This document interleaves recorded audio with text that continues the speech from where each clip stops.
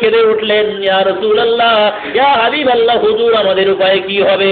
ওই সময় আল্লাহর রাসূল বলেছিলেন, আমি তো আপনাকে যদি না দেখতে পাই, আল্লাহর নবী ওই সময় বলেছিলেন, ও তা শুনে রেখে দাও, পৃথিবীর প্রান্তরে, পৃথিবীর প্রান্তরে যেসব উম্মতদেরকে আমি রেখে যাচ্ছি, তুমি যতই আমেন দেশে যাও না কেন এবং আমার কাছেই থাকো না কেন, এবং পৃথিবীর যে কোনো প্রান্তে আমার উম্মত যারা হবে এবং যারা আল্লাহর ভয়ে যারা জীবন যাপন করবে, আমি রাসূলুল্লাহ বলছি, আমি তাদের অত্যন্ত ভালোবাসি। জোরে বলুন সুবহানাল্লাহ। তাহলে রাসূলুল্লাহর ভালোবাসা যদি আপনাকে পেতে হয়, আল্লাহর ভালোবাসা যদি পেতে হয়, অবশ্যই আপনাকে কোরআন ফলো করে চলা দরকার হবে। সেই জন্য রাসূলুল্লাহ সাল্লাল্লাহু আলাইহি ওয়াসাল্লামের আপনজন হতে গেলে আপনাকে অবশ্যই খোদা যে নির্দেশ দিয়েছেন, মহান আল্লাহ পাক রব্বুল আলামিন যে নির্দেশ দিয়েছেন, সেই নির্দেশটিকে অবশ্যই আপনাকে ফলো করতেই হবে। ঈদের মাঠে আমি বলেছিলাম যে আয়নায় মুখ দেখে আমরা সবাই ঈদগাহে গেলাম বটে, আয়নার সঙ্গে আমরা সবাই পরিচিত, কিন্তু আল্লাহ পাক আমাদেরকে জীবনে চলার জন্য একটি শ্রেষ্ঠ আয়না দিয়েছেন, কোরআনুল কারীম। তার সামনে যদি আপনি দাঁড়ান, তার মানে মতলবকে আপনাকে জানতে হবে। সূরা ফাতিহা থেকে নাস পর্যন্ত বিভিন্ন ছোট্ট ছোট্ট সূরাগুলোর মানে যদি জানি, তাহলে আমার আপনার জীবনের অটোমেটিক নসিহতের প্রয়োজন নয়, আপনার জীবনে সাফল্যতা লাভ করব। যে আমাকে কেমন হওয়া দরকার ছিল, আমি আয়নার সামনে যেমন ফেস বুঝতে পারি সব কিছু, তেমনি কোরআন শরীফের সামনে যখন আপনি দাঁড়াবেন সব বুঝতে পারবেন আমার অবস্থা কি হবে। সেই জন্য তো দেখতে পাওয়া যায় যারা নাকি হজ থেকে গিয়েছে, তাদের কাছ থেকে আমরা শুনেছি, এবং যখন সেখানে তারাবি হয়, তারাবি যখন ইমাম সাহেব যখন কোরআন শরীফ পড়েন, এবং যখন যারা পিছনে যারা থাকে মনে হয় যেন আকাশ থেকে কোরআন নাজিল হচ্ছে, এবং ইমাম সাহেব তার মাতৃভাষা যেহেতু আরবি, সে প্রত্যেকটির মানে সে সহজেই বুঝতে পারে, এবং আযাব গজবের আয়াত যখন অবতীর্ণ হয়, আল্লাহ পাকের ভয়ঙ্কর ভয়ঙ্কর আয়াত যখন তারা পড়ে, তখন তারা কেঁদে ফেলে। কারি আব্দুর রহমান চৌধুরীর যে ক্যাসেটগুলো পাওয়া যায় দেখবেন মোবাইলে, ওখানেও দেখবেন কোরআন পড়তে চোখে পানির আওয়াজ, কান্নার আওয়াজ শুনতে পাওয়া যায়। সেজন্য আমাকে আপনাকে তৈরি হতে হবে। আমরা ক্ষমতার লড়াই দেখাই, শক্তি দেখাই, কিসের শক্তি? আপনার আমার যে কোনো মুহূর্তে এই দেহ মাটিতে বিলীন হবে, যে কোনো মুহূর্তে আমাকে আপনাকে চলে যেতে হবে।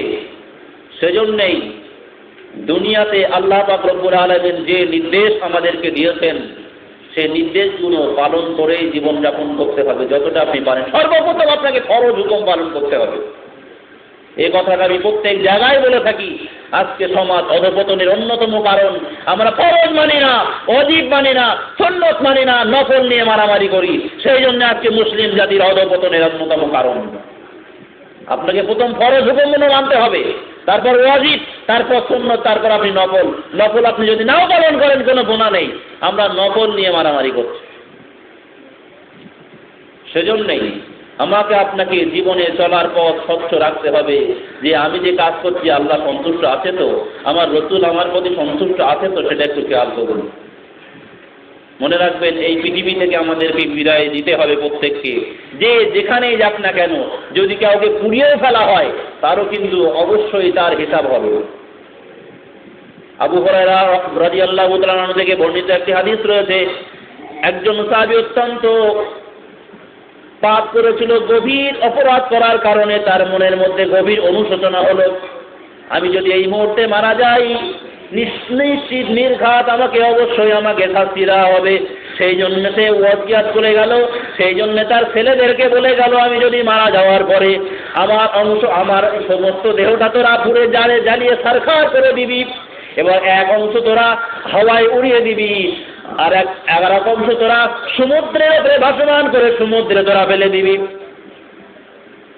আমার কোনো দেহের অংশ যেন ছিন্ন বিচ্ছিন্ন যেন হয়ে যায়, কোনো অংশ যেন পৃথিবীতে না থাকে, সব মিলিয়ে মিলিয়ে।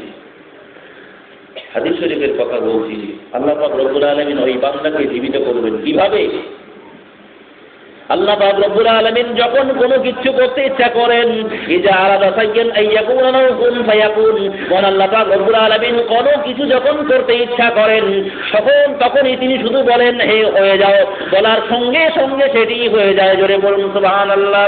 আল্লাহ পাক রব্বুল আলামিন ওই সময় সমুদ্রের পানিকে হুকুম করবেন, এই ফেরেশতাদের দ্বারা, হে ফেরেশতারা সমুদ্রের পানিকে বলে দাও, ওই বান্দার গায়ের যে ছাইগুলো চারিদিকে ছড়িয়ে ফেলে দেওয়া হয়েছে, মুহূর্তের মধ্যে ছাইগুলোকে এক জায়গায় জায়গায় করে তার দেহটা তৈরি করো, এবং বায়ুমণ্ডলকে বলবেন ফেরেশতার মাধ্যমে তোমার সমস্ত ছাইগুলোকে এক জায়গায় করে বান্দাকে এক জায়গায় করো। এমনি করে তার পূর্ণ আকৃতি তৈরি করা হবে এবং জিজ্ঞাসা করা হবে তুমি কেন এমন কাজটি করলে। সেই সময় ওই লোকটি বলবে, আল্লাহ তুমি তো শুধু জানো সবই আমার মনের খবর, আমি যা পাপ করেছি আমার শাস্তি নির্ঘাত হওয়া অনিবার্য, সেই ভয়ে আমি এটা করেছিলাম। আল্লাহ পাক রব্বুল আলামিন তাকে জীবিত করলেন। তাহলে আমরা যদি ভাবি যে জীবিত হবে না, এটা নয়। আল্লাহ কোরআন শরীফ অনুসারে বলেছেন, বালা কাদিরিনা আলা আন নুসাউবিয়া বানানা, আমি অবশ্যই তোমাদেরকে জীবিত করব।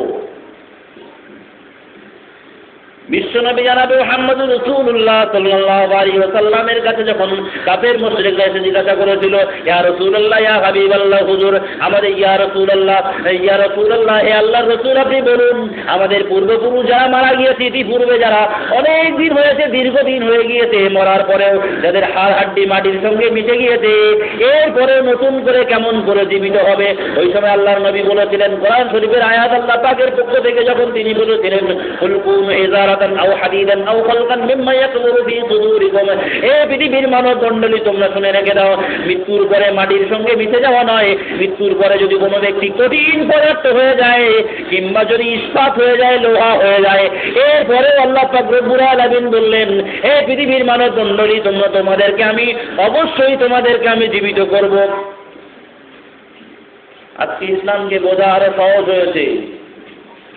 গতদিনও বলেছিলাম আমি এই পাড়াতে যে দেখবেন আজকে আপনি আধার কার্ড করতে গেলে 5টা আঙুলের ছাপ লাগছে, আমার আধার কার্ড হয়ে যাচ্ছে। আর তার কারণ ওই আঙুলের কারণে আপনি সবার কাছে পরিচিত হয়ে গেলেন সমস্ত নেটওয়ার্কে। আল্লাহ পাক রব্বুল আলামিন বললেন, তোমাদের আঙুলের অগ্রভাগ যার যেমন আছে, কোটি কোটি মানুষের আঙুলের অগ্রভাগ, আল্লাহু আকবার বলুন সবাই, কোটি কোটি মানুষের আঙুলের অগ্রভাগ এক একজনের এক এক রকম, ওই নকল করা সম্ভব, কিন্তু হাতের হস্তরেখা আঙুলের রেখা নকল করা কখনো সম্ভব নয়। আল্লাহ পৃথিবীতে নিদর্শন রেখেছেন। সেই আল্লাহ পাক রব্বুল আলামিন বলছেন, হে পৃথিবীর মানব মণ্ডলী, আমি আবার পুনরায় ওই রকম করেই জীবিত করব, যেমন তোমার আঙুলের যে রেখাগুলো যেমন ছিল ঠিক সেই রকম করেই আবার তোমাকে জীবিত করা হবে। সেই জন্য ভাই দোস্ত বুজুর্গ, আমাদেরকে একটু চিন্তা থেকে করা দরকার। মৃত্যু পরে আমাদেরকে অবশ্যই জীবিত করা হবে। কবরস্থ করার পরে দুটি ভাগে ভাগ হয়ে যাবে। ইন্তেকালের থেকেই শুরু হয়ে গেল।